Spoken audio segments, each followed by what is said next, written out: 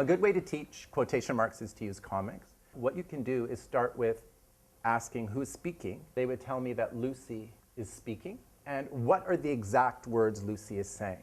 So if you look at the speech bubble, she's saying, "What's the matter with you?" So we can put in the quotation marks, write, "What's the matter with you?" and closing quotation marks. And then you can go to the next panel and do the same thing. Linus says, comma, "My fingers hurt," and closing quotation mark.